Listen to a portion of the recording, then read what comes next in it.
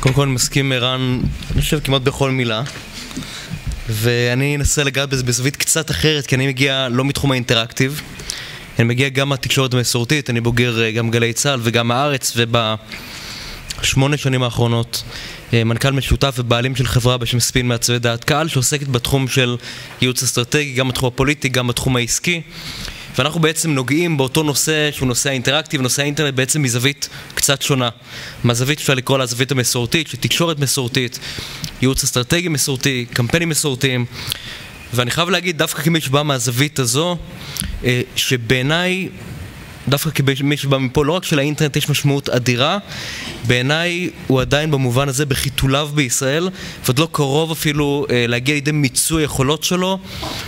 להערכתי הוא אפילו לא בכיתה א' מהבחינה הזו. זאת אומרת, במובן הזה להערכתי רוב אנשי המקצוע, רוב אנשי הפרסום, רוב אנשי הייעוץ האסטרטגי, גם בתחום הפוליטי, גם בתחום העסקי, עוד לא מעכלים את ההיקף ואת המשמעות ואת הגודל של האינטרנט היום בעולם כולו, וודאי כתוצאה מזה גם במדינת ישראל.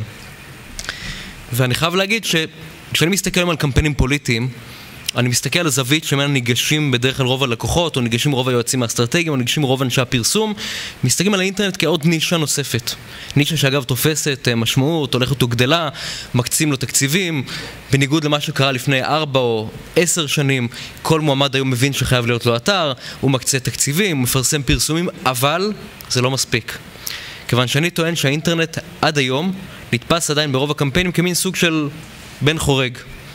כלומר, באים ואומרים, בואו נשקיע כך וכך אלפי דולרים על אתר, בואו נשקיע כך וכך בקמפיין, בואו נדאג שיהיה לנו גם קמפיין אינטרנט, כי חייב להיות קמפיין אינטרנט בכל קמפיין, אבל לא רק שהתקציבים שמופנים לאינטרנט עדיין קטנים מאוד יחסית למה שצריך להיות, אלא שאנחנו עוד לא מעכלים כמה האינטרנט דרמטי בהשפעות שלו.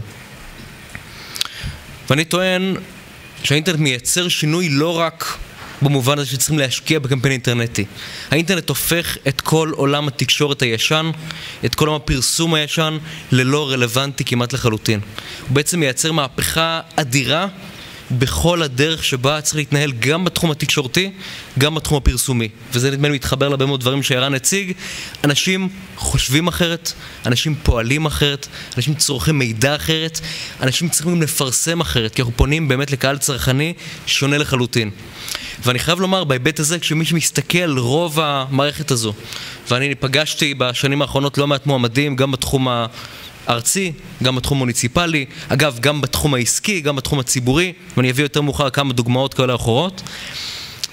ברוב המקרים, האינטרנט עדיין נשאר ברמה כזו של, אוקיי, בואו נקצה כך וכך וכך שקלים או דולרים, ונעשה וי, ונטפל בנושא הזה.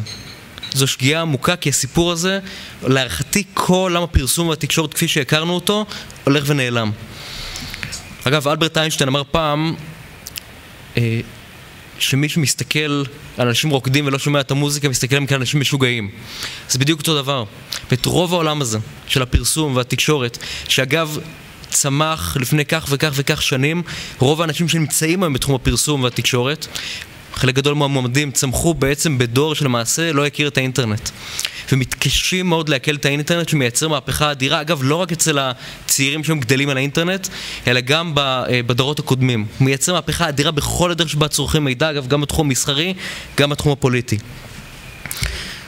עכשיו, אצלנו במשרד יש מוטו בכניסה שאומר שהעולם שייך למי שיודע לספר את הסיפור טוב יותר. את המשפט הזה מייחסים וולט דיסני. ואני טוען שלמעשה הדרך שבה מספרים סיפור משתנה לחלוטין. הדרך הישנה לספר סיפור הפכה להיות כמעט לא רלוונטית לחלוטין. שוב, מכיוון שאנשים מתרגלים בעצם לצרוך מידע בצורה שונה. כי אם אנשים היום קונים בצורה שונה, אם הם מגלים שהם יכולים לזהות מידע שלא יכולו לגלות קודם לכן באינטרנט, אם הם מגלים שהם לא חייבים את העיתון כדי לקבל אינפורמציה, אפשר לפתוח בלוג. אגב, בארצות הברית חלק גדול מאוד מהמידעים הכי קריטיים מתפרסמים בבלוגים לפני התקשורת המסורתית. אם אתם זוכרים כמובן את פרשת קלינטון, מוניקה לווינסקי, המידע, חלק גדול מהמידעים הקריטיים ביותר, חשובים ביותר, הדרמטיים ביותר, התפרסמו בבלוגים פוליטיים מאוד מאוד חזקים, שלמעשה השפיעו, וחלקם הגדול משפיעים הרבה יותר מאשר התקשורת המסורתית. חלקם אגב נקראים, חלקם מייצרים השפעות דרמטיות הרבה יותר מאשר התקשורת המסורתית. ולכן אנשים חושבים אחרת. אנחנו כבר לא חיים בעידן של, אם מדברים על ישראל, שבו אנשים צפו בערוץ אחד. אנחנו כבר לא חיים בעידן שבו אנשים צופים ב3 ערוצי טלוויזיה. אנחנו חיים בעידן שבו לכל בלוגר יש את הכוח להפיץ אינפורמציה, לבטא עמדות, להרגיז, להתעמת עם התקשורת המסורתית, להתעמת עם המועמד. למעשה הכוח עבר מהתקשורת המסורתית לרחוב. ולזה יש משמעות אדירה. עכשיו, לעולם הפרסום של פעם, שאתם ודאי מכירים אותו, כי אני מניח שחלקכם הגדול נחשף למעשה לקמפיינים פרסומיים, בין אם מסחריים, בין אם פוליטיים, בין אם כמועמדים, בין אם כאלה שעמדו ליד מועמדים, בין אם כאלה שלמעשה פעלו בתוך מערכות מוניציפליות כאנשי מקצוע. לעולם הפרסום הישן היו חוקים מאוד מאוד ברורים. דיברו על מסר אחד, חידוד של מסר, על דובר אחד, על קמפיין אחד, על צבעים של קמפיין, על סלוגן אחד, על שליטה מלאה בקמפיין. אם אתם רוצים, אז זה קלאסיקה שאנחנו מכירים כישראלים, זה 1996, פרס יחלק את ירושלים. אז היה קמפיין מאוד מאוד ברור, וזה תמיד הופיע באותם צבעים, ובאותה צורה, ובאותו סלוגן, ועם אותו דובר, והנחה אמרה שצריך לקחת את אותו מסר, ולחזור עליו שוב ושוב ושוב ושוב, ולשלוט בו, וכך הוא יחדור לאנשים. אני טוען שהתפיסה הזו הולכת ופושטת את הרגל. היא הולכת ופושטת את הרגל מכמה סיבות. קודם כל, מכיוון שיש המון מידע.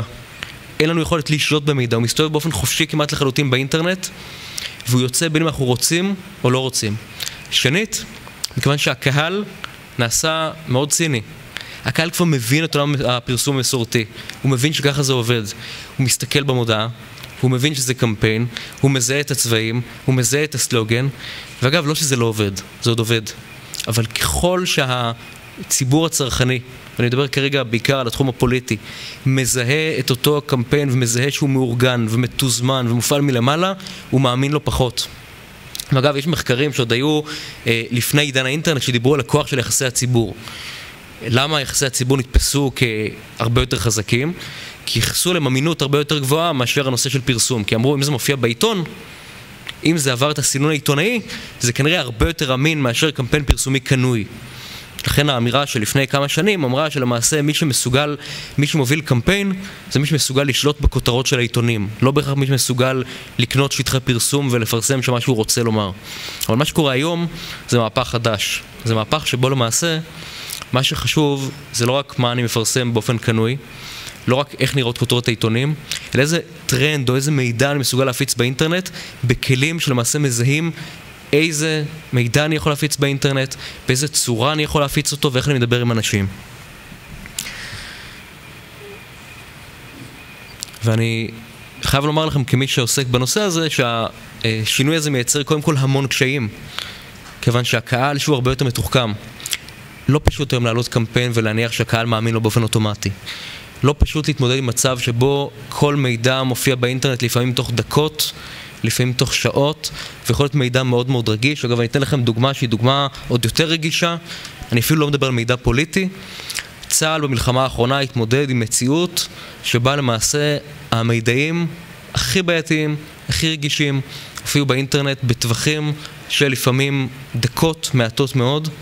זה אגב הייתה בעיה מכמה היבטים. האחד שבאמת יצא מידע, צה"ל ניסה לבלום מידע ולא הופיע מיד באינטרנט, כיוון שהוא הגיע גם לידי האויב בצורה מאוד מאוד מהירה. אני יכול לומר לכם שאחת הדילמות הכי גדולות היום של צה"ל נוגעות בנושא הזה, כיוון שהאינטרנט הפך להיות כלי שלמעשה אין שום שליטה עליו, גם לא יכולה להיות שליטה.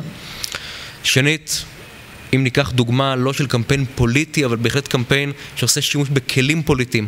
החיזבאללה עשה שימוש מאוד מתוחכם, להערכתי אפילו גאוני, באינטרנט כדי למעשה להפעיל לוחמה פסיכולוגית והסברה בקרב הציבור הישראלי, מתוך הבנה של איך מגיעים לציבור הישראלי, איך מדברים לציבור הישראלי, ועשה עבודה בכלל לא רעה. ובנוסף לזה, גם ההודעות של מעשה הוציא דובר צה"ל או הוציא המדינה הן הפכו להיות לא רלוונטיות, כיוון שעוד לפני שהמדינה הרשמית, לפני שצה"ל הרשמי יצא החוצה, כל המידע, כל הפרשנויות, אגב, גם הפאניקה או גם הלחץ או גם הביקורת שהייתה תוך כדי, כבר הופצה באינטרנט במהירויות הרבה יותר גדולות.